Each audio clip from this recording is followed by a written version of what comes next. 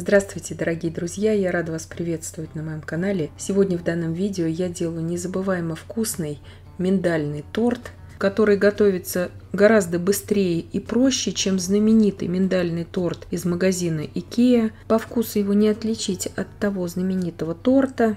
Торт будем готовить без муки, без глютена и даже без какой-либо формы для выпечки. 10 яиц среднего размера я разделяю на желтки и белки. Белки пока отставлю в сторону. Желтки, пока мы будем готовить другие продукты, накрыть лучше пищевой пленкой, чтобы они не заветривались. 400 мл молока я отправляю нагреваться до кипения. 180 грамм сахара, 70 грамм кукурузного крахмала, 16 грамм ванильного сахара. Можете ванильный экстракт добавлять. 200 мл холодного молока добавляю в сухую смесь. Все это перемешиваю аккуратно, чтобы не было комочков.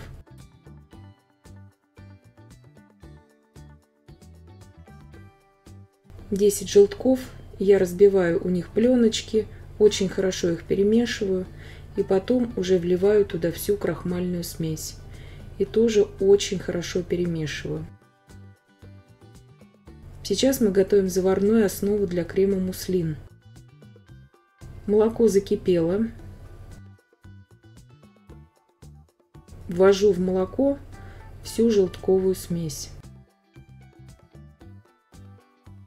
И сейчас при непрерывном помешивании кастрюли с толстым дном я довожу всю эту смесь на таком умеренном огне до кипения. Когда пойдут вот такие первые пузыри, при непрерывном помешивании я провариваю еще примерно 30 секунд. И снимаю с огня. Смесь готова, больше здесь ничего кипятить не нужно. Переливаю сразу же это в ту емкость, где у меня крем будет остывать до комнатной температуры. Не до холодного состояния, а именно до комнатной температуры, чтобы остыла здесь заварная основа. Накрываем обязательно пищевой пленкой в контакт, потому что поверхностью этой основы может заветриваться. И убираем сейчас остывать. Итак, здесь 10 белков, щепотку соли туда я добавляю, 16 грамм ванильного сахара. Взбиваю сейчас примерно минуту до образования такой пивной пены. Добавляю туда порциями, очень аккуратно, 250 грамм сахарной пудры. Все это ввожу не сразу, а именно порциями. Здесь я просто не все это показываю в видео, но чтобы было понятно. Белки я взбиваю впоследствии еще примерно 5 минут.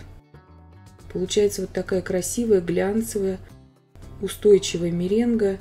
Пики у меренги слегка подрагивающие. Это нормально, это так и должно быть. Взбивала я еще около 5 минут эту массу. Вот такая она пышная получается, воздушная. Она не должна пойти комочками. То есть меренга должна быть глянцевая. Ее не нужно перевзбивать. 60 грамм кукурузного крахмала добавляю туда. Перемешаю сейчас просто вот так вот венчиками от миксера. Ничего здесь я больше не взбиваю. Здесь я просто не стала пачкать еще ручной венчик и решила вот так перемешать. Вы же можете, если вы новичок, просто ручным венчиком еще воспользоваться. Добавляю туда также 200 грамм молотого миндаля. Это ни в коем случае не миндальная мука, это миндаль грубого помола. Вместе с кожицей здесь, то есть все как вот он есть. Конечно, масса слегка осядет при перемешивании с жирным миндалем, всегда с ореховой массой. Масса белковая слегка оседает, это нормально. Сейчас противень у меня здесь 42 на 32 сантиметра. Застилаю его бумагой для выпечки силиконизированной. Так проще, всегда меренговая масса отстает от противня. Можете силиконовый коврик здесь использовать. Все на ваше усмотрение. Если у вас не силиконизированный пергамент, лучше его смазать небольшим совсем количеством растительного масла без запаха. Выпекать я этот корж буду сейчас с конвекцией при температуре 160 градусов Цельсия буквально 20-25 минут. Разравниваю и отправляю выпекаться. Духовку во время выпекания, конечно, не открываем.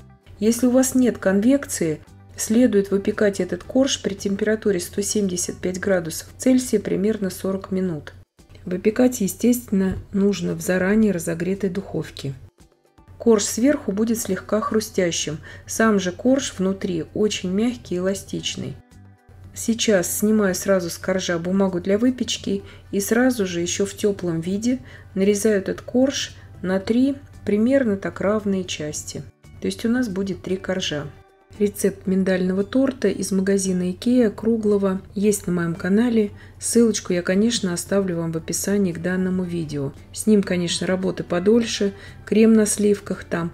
Этот тортик делается гораздо быстрее, крем здесь побюджетней. Особенно подходит он для новичков. 250 грамм размягченного сливочного масла. Масло здесь следует брать 25-27 градусов Цельсия температурой. Так удобнее будет работать. И добавляю примерно по 2 столовые ложки остывшей до комнатной температуры всей заварной основы. Заварная основа не должна быть холодной, даже не должна быть прохладной. Лучше, чтобы она была слегка теплой. И тогда крем у вас ни в коем случае не отслоится, и тогда вам будет работать очень комфортно. Так как заварная основа здесь с добавлением крахмала, следует недолго здесь взбивать миксером, потому что масса на крахмале проваренная может уже не держать потом форму при очень длительном взбивании. Итак, получился вот такой пышный, очень нежный на вкус крем. Я разделяю его визуально примерно на 3 равные части и буду сейчас использовать для прослойки коржей. Как я уже сказала, этот тортик готовится гораздо проще и быстрее, чем торт из магазина Икеа. Сейчас собираю сразу торт. Ни в коем случае я не давала отдыхать этим коржам. Если у вас нет молотого миндаля, здесь можно добавлять обычную миндальную муку, которая будет светлая, как мы для пирожных макаронс используем. Если у вас и миндальной муки нет, то можно использовать молотые грецкие орехи, орех-фундук. Ну, конечно, для миндального торта используется миндальная мука, либо молотый миндаль, как у меня. Здесь вместо кондитерского мешка можно использовать, если у вас нет, допустим, кондитерских мешков, можно использовать пакеты для заморозки пищевых продуктов. Они плотные, как правило, и очень удобно также ими работать. Коржи эти ни в коем случае не нужно ничем пропитывать, они пропитаются от крема. Такой торт, в принципе, нарезать уже можно часа через 3. Если дать ему постоять в холодильнике ночь, этот торт будет незабываемо вкусным. Советую оставить его все-таки на ночь в холодильнике, если у вас будет на это время. Очень многие спрашивают в комментариях, как этот крем, можно ли его заранее приготовить. Можно заранее приготовить, естественно, заварную основу и оставить ее в холодильнике, накрыв ее просто пищевой пленкой в контакт. Прогреть ее опять до комнатной температуры и взбить на следующий день, допустим, уже со сливочным маслом. Так можно сделать. Если вдруг кому-то захочется готовить это в круглых все-таки формах, примерно 16-18 см в диаметре, от 16 до 20, скажем так, сантиметров, просто здесь будет варьироваться тогда толщина ваших коржей. Но это если кто-то захочет в круглой форме. В принципе, так делать гораздо быстрее и проще, чем в круглой форме. Вообще, вот такой торт идеально сделать для тех, кто боится браться за такие торты, как Эстерхази, Агнес Бернауэр, Киевский и тому подобное. Выравниваю сразу бока. Крема здесь хватает обильно на 3 коржа. Пока уберу в холодильник тортик быстренько. 70 грамм миндальных лепестков я обжарила просто на сковороде. С ними нужно очень аккуратно работать. На умеренном огне обжариваем их. Сковорода должна быть лучше, конечно, с тефлоновым покрытием. И бока тортика я покрываю вот этими миндальными лепестками. Если у вас нет в наличии миндальных лепестков, ничего страшного. Можно просто покрыть шоколадом бока или оставить их так. 50 грамм шоколадной стружки беру, посыпаю тортик, и в принципе он уже готов у меня.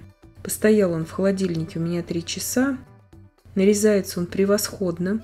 Этот крем он в холодильнике немножко твердеет, но он все равно очень мягкий и подвижный, но он хорошо держит форму. Его следует достать из холодильника, разрезать его в холодном виде, как вот я сейчас вам показываю.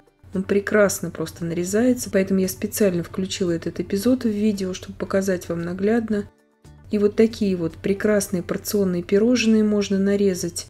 И когда он постоит буквально минут 10-15 при комнатной температуре, он идеально уже мягкий, этот тортик. И я надеюсь, что видео было полезным и познавательным. Подписывайтесь на мой канал, ставьте лайки, пишите комментарии. Я всем желаю больших успехов и до встречи в новых видео.